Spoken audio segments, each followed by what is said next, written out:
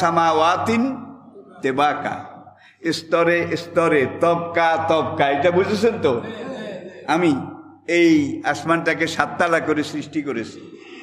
একটা হাদিসে নবীজি বলেছেন, তোমরা এখানে যেরকম আসো, এখানে জীবজন্তু, মানব দানব, ঘর সংসার আছে। তোমাদের এই আসমান, জমিন থেকে প্রথম আসমানের দূরত্ব যে দূর, আই রিপিট, জমিন থেকে প্রথম আসমানের দূরত্ব মানে প্রথম আসমানের প্রথম ছাদের নিচের পিঠ, এইটা দূরত্ব যে দূর। প্রথম আসমানটার পুরুত্ব তার চাইতে 70,000 গুণ বেশি। পুরুত্ব, দবজ পুরুত্ব। জমিন থেকে প্রথম আসমানের উপরের পিঠ, এটা দূরত্ব যে দূর। সেখান থেকে দ্বিতীয় আসমানের দূরত্ব তার চাইতে 70,000 গুণ বেশি। এইভাবে 7 আসমানের দূরত্ব মাপেন না। বিজ্ঞানীরা এটা স্বীকার করে যে এর পরে আবার স্বাদ আছে কিনা, সেখানে মাখলুক আছে কিনা, এটা তাদের কারো জানা নাই। কিন্তু হাদিসে নবীজি বলেছেন, সেখানে তোমাদের আদমের মতো আদম আছে। সেই সব আসমানে তোমাদের নূহের মতো নূহ আছে।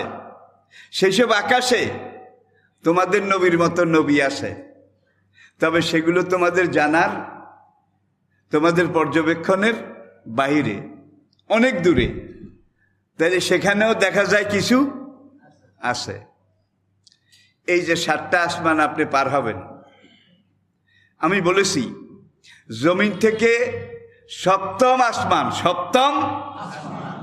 শেষ ছাদ উপরের, এইটার নিচের পিঠের দূরত্ব যে দূর, সেখান থেকে সিদরাতুল মুনতাহার দূরত্ব তার চাইতে 70,000 গুণ বেশি। খাইছে সিদরাতুল মুনতাহা, যেখানে গিয়ে জিবরাইল সারেন্ডার করেছে, জি ইয়া রাসূলুল্লাহ, মাই তো আর সেক্তা নেই, হুজুর আমার হ্যান্ডম শেষ। হ্যান্ডম বুঝেন তো, আমি আর এর উপরে যেতে পারবো না। নবী তখন বললেন, ভাই জিবরাইল, কোথায়? কাবাগরের বাবে উম্মেহানি গেট, সেখান থেকে আমাকে নিয়ে এসেছ। বাইতুল মাকদাস পেরিয়ে, 7 আসমান পেরিয়ে, আলমে নাসুত মালাকুত পেরিয়ে, সিদরাতুল মুনতাহা এখানে এসে তুমি বলো যে আমি আর যাইতে পারবো না, তাইলে আমার কি হবে? এখন জিবরাইল বললেন, আমার প্লেনও আর আমার উড়োজাহাজও এখান থেকে আর উপরের দিকে যেতে পারবে না। তাইলে পাইলটও সারেন্ডার করেছে। আর যেই বোরাক, যেই বিমান, এটার গতি ছিল কমপক্ষে 1,86,000 মাইল সেকেন্ডে। এখনকার জঙ্গি বিমান ঘন্টায় নয় 500 মাইল যায় ঘন্টায়, আর বোরাকের গতি ছিল সেকেন্ডে 1,86,000 মাইল। কেমন লাগে? তখন জিবরাইল বললেন, এখান থেকে উপরের দিকের জগৎটা আমার ধরা ছোঁয়ার বাইরে। আমি যে লহে মাহফুজ থেকে ওহী আনি, এই পর্যন্ত এসে উকি মারি। আল্লাহ লহে মাহফুজের পর্দাটা সরাই দেন। আমি এখান থেকে লহে মাহফুজ দেখে আল্লাহ যে দূর থেকে যে দূর নাজিল করতে বলে আপনার কাছে, আমি জিবরাইল সেখান থেকে সে দূর, সেই কয়টা আয়াত আপনার কাছে পৌঁছাই দিই লহে মাহফুজ থেকে। এখন নবী একটু অপ্রস্তুত হয়ে গেলেন। পাইলটও যাবে না, বিমানও যাবে না। আমার গন্তব্য কোথায়? আমাকে কোথায় যাওয়া লাগবে? তখন জিবরাইল বললেন, যে অনন্ত বিশ্ব চরাচরের মালিক রব্বুল আলামিন, তিনি আপনাকে দাওয়াত করেছেন। আসরা বিআবদিহি লাইলাম মিনাল মসজিদিল হারাম ইলা মসজিদিল আকসা, এই হলো সফর শুরু। তাহলে দেখা যায় মহান মালিক তার সবচেয়ে প্রিয় বন্ধুকে তার বাড়িতে দাওয়াত দিয়েছেন, ইনভাইট করেছেন। এখন সেই মহান মালিক প্লেনও পাঠিয়েছেন, প্লেনের পাইলটও পাঠিয়েছেন। ওই পর্যন্ত যাওয়ার পরে এইবার নবী বলেন, কদ্দুর আসা হয়েছে, আর কদ্দুর বাকি আছে। জিবরাইল ছোট্ট করে বললেন, মোট রাস্তার 70,000 ভাগের 1 ভাগ আসছি, বাকি 69,000 ভাগ সামনে।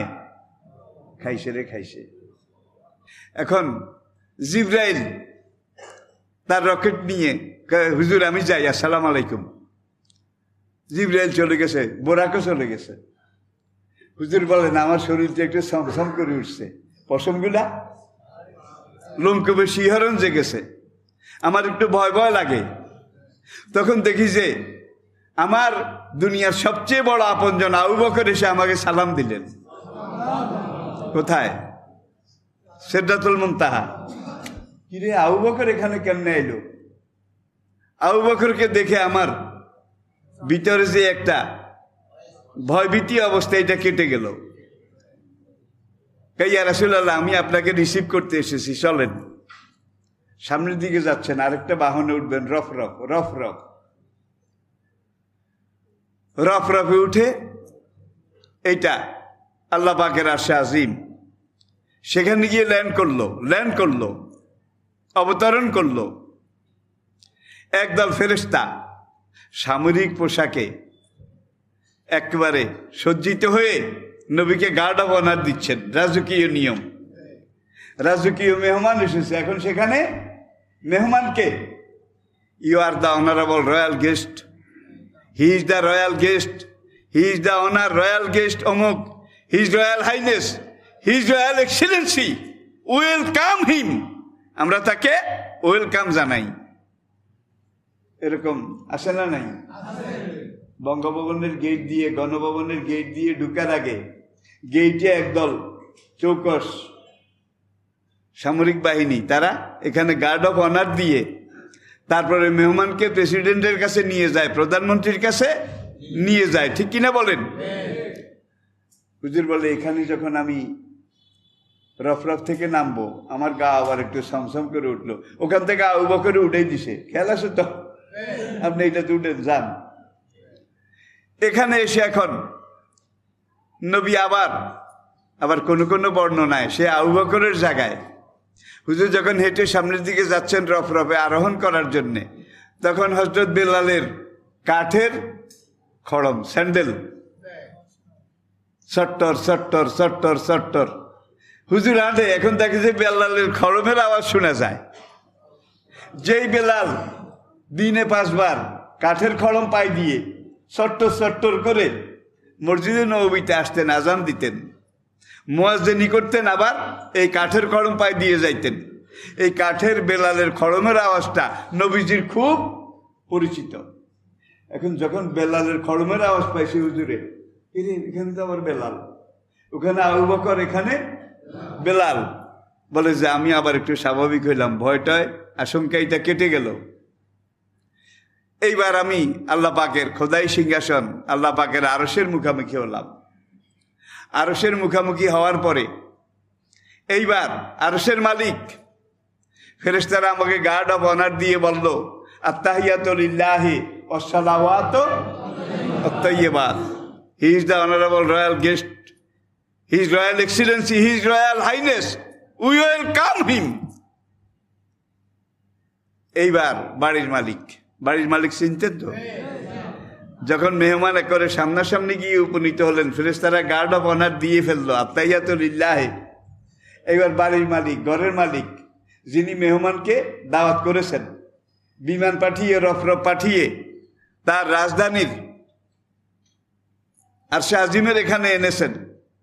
এখন আরশের মালিক বলেন, আসসালামু আলাইকা আইয়ুহান নবী, হে আমার প্রিয় নবী, আপনাকে আমি আল্লাহ সালাম দিচ্ছি, আপনার উপরে সালাম, রহমত, বরকত বর্ষিত হোক। নবী জবাবে বললেন, আসসালামু আলাইনা ওয়া আলা, আজকে যারা আমার উম্মত আছে, কিয়ামত পর্যন্ত আমার উম্মত যারা আসবে সবার পক্ষ থেকে বললাম ওয়ালাইকা সালাম ইয়া রাব্বি। আমি আপনার সালামের জবাব দিলাম, কিয়ামত পর্যন্ত সর্বশেষ উম্মত তাদের পক্ষ থেকে আপনাকে সালাম দিলাম। তাহলে সেখানে গিয়েও তো নবী উম্মতকে ভুলেন নাই নাকি? মেরাজ থেকে ফিরে এসে মসজিদে নববীতে যখন কথা হচ্ছিল মেরাজ সম্পর্কীয়, নবী ধারাবাহিক বর্ণনা, আমি এইভাবে গেছি, এইভাবে আসছি। আসসালামু আলাইকা আইয়ুহান নবী, আল্লাহ এই সালাম দেওয়ার পরে এইবার বলেন যে কাম কাম, ওয়েলকাম ওয়েলকাম, আসেন আসেন। হুজুর এগিয়ে গেলেন, যেতে যেতে একেবারে আরশের কাছে গেলেন। দানা ফাতাদাল্লা ফাকানা কাবা কাউসাইনে, ও আপনি একেবারে আরশের সাথে গিয়ে লাগলেন। আরশের মালিক বললেন আরো কাছে, বন্ধু আরো কাছে আসেন, আরো কাছে আসেন। হুজুর আরো কাছে গেলেন, আরো কাছে গেলেন, একবার আরশের সাথে লেগে গেলেন। এইবার আরশের মালিক বলে আপনি আরশের উপরে উঠেন। সুবহানাল্লাহ আসতে কইবেন নাকি বাড়ির যাই কইবেন? সবাই পড়েন সুবহানাল্লাহ। হুজুর সাইয়্যিদুল আম্বিয়া, সাইয়্যিদুল মুরসালিন, যত কিছু যা ছিলেন, হুজুর তো মানুষ ছিলেন নাকি? হুজুর তো মানুষ ছিলেন। ওমা ইয়ান্তিকু আনিল হাওয়া ইন হুয়া ইল্লা ওয়াহিয়ুই কুল ইন্নামা আনা বাশারুম মিসলুকুম। হে নবী, দুনিয়ার মানুষদেরকে বলে দেন আমি তোমাদের মতো একজন মানুষ, এর বাইরে কিছু না। ইউহা, তোমাদের কাছে ওহি আসে না, কিন্তু আমার কাছে ওহি আসে, এই ব্যাসকমের দূর, কিন্তু আমি তোমাদের মতো মানুষ। এখন ভাই একদল তরিকতের নামে কয় নবী কি মাটির তৈরি নাকি নূরের তৈরি, এইটা লইয়া মাথা ফাটাফাটি ভাই, কিলাকিলি। একদল কয় মাটির তৈরি, আরেক দল কয় না মাটির হইলে এটা প্রেস্টিজ ইস্যু, নবী নূরের তৈরি। আচ্ছা, কবরের 3 প্রশ্নের মধ্যে বোধহয় কথা এইটা আসে। ফেরেশতারা জিজ্ঞাসা করবে তোমার নবী মাটির তৈরি না নূরের তৈরি? হাসরের মাঠে যে কড়ায় গন্ডায় চুল চেরা হিসাব হবে, সেখানে বোধহয় আল্লাহ জিজ্ঞাসা করবে যে আমার হাবিব তোমার নবী মাটির তৈরি না নূরের তৈরি?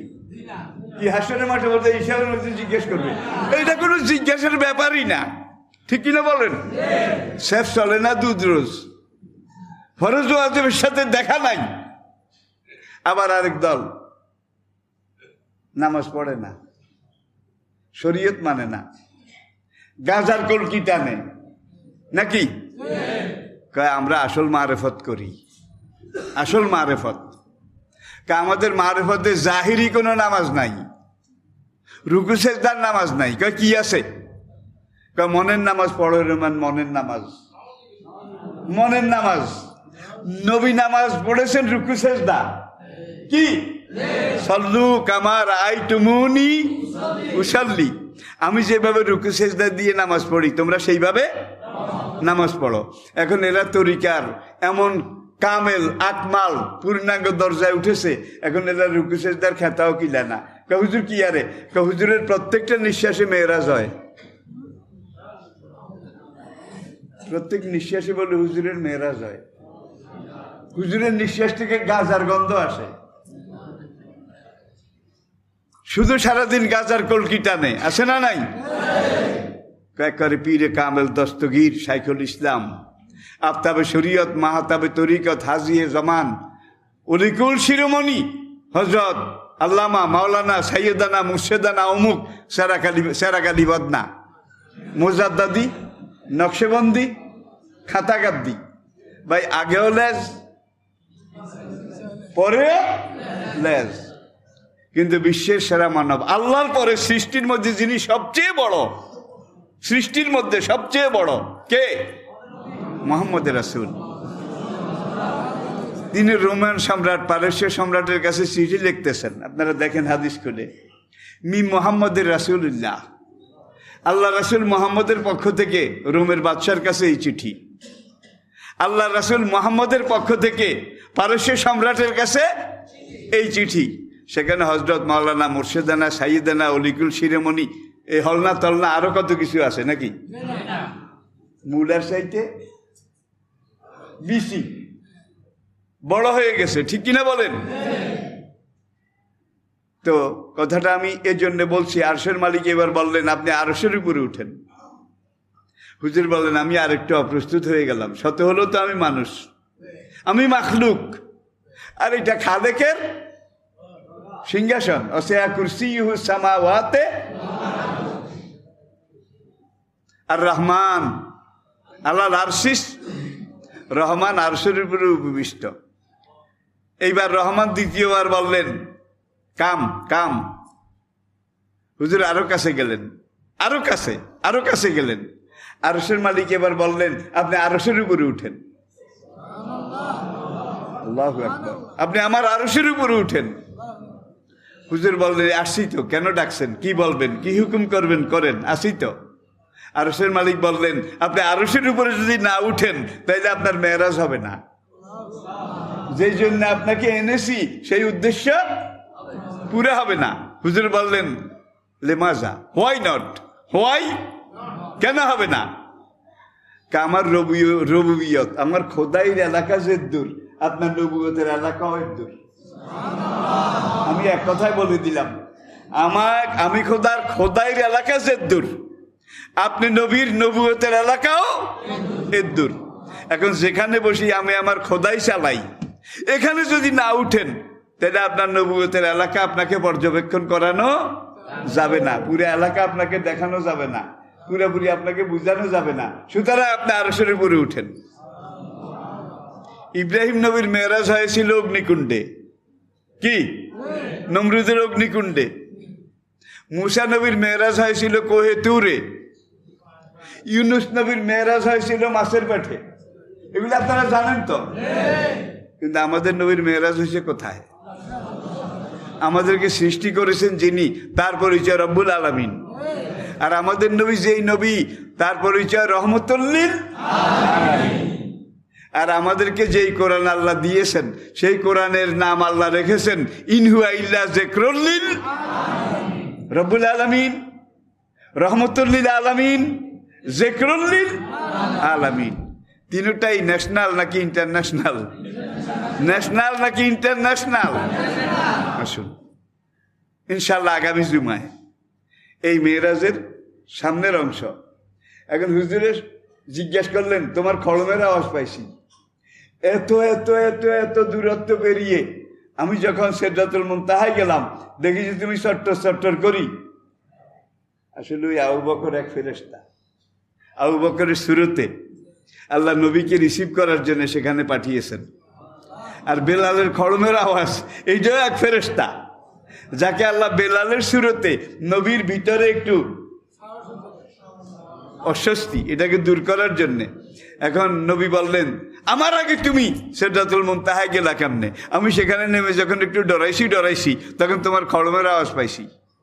তুমি এমন কি আমল করো, এমন কি আমল করো বেলাল, যে আমলের দ্বারা আমার আগে তুমি সিদরাতুল মুনতাহা চলে গেছো? বেলাল বলেন ইয়া রাসূলুল্লাহ, অন্য 10 জন সাহাবা যেসব আমল করে ইসলামের উপরে আমিও তাই করি, বেশি কিছু করি না। তবে একটা ব্যতিক্রম আছে, 2টা কাজ আমি বোধহয় বেশি করি। সেটা হলো পেশাব পায়খানা করার পরে পানি ব্যবহারের আগে আমি ডিলাকুলুপ ব্যবহার করি, নাম্বার 1। নাম্বার 2, আমি 24 ঘন্টা ওযুর সাথে থাকি। অজু গেলে আবার নতুন অজু করে নেই। ঘুমাবার আগে অজুর সাথে ঘুমাই। দেখছেন কারবার? আমি সবসময় অজুর সাথে থাকি, অজুর সাথে ঘুমাই। অজু গেলে আবার সঙ্গে সঙ্গে নতুন অজু করে নেই। তখন নবী বললেন এই 2টার কারণে আল্লাহ তোমাকে এই বুজুর্গি, এই বৈশিষ্ট্য দান করেছেন। পড়ি আলহামদুলিল্লাহ।